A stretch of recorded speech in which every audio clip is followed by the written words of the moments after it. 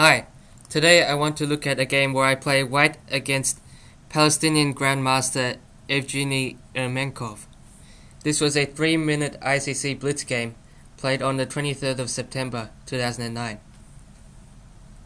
My opponent had just played the inaccurate King f7. How do I exploit this for material? I played Rook d5, which wins a pawn. Rook c8, defending the c pawn. And now of course I do not play bishop takes e5, king e6, when both my rook and bishop are attacked. I played rook d7 check, and now king g8, rook takes a7, rook d8 was probably more accurate, although white is still better after g4, defending against the mate threat on the back rank. But my opponent in the game played king f6.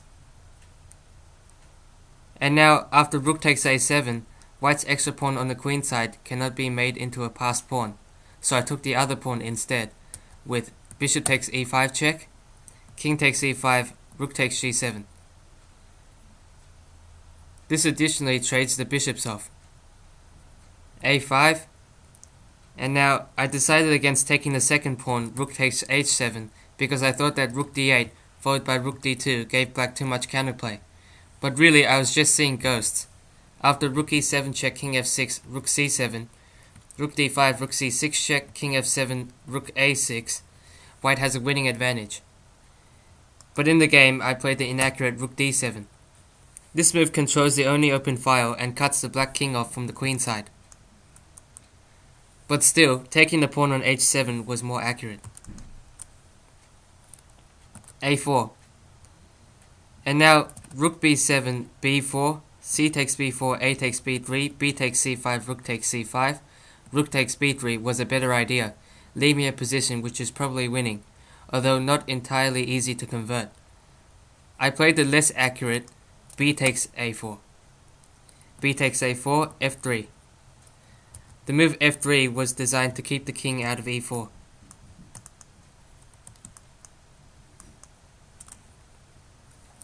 Rook b8, rook d2, rook b3, rook c2, c4.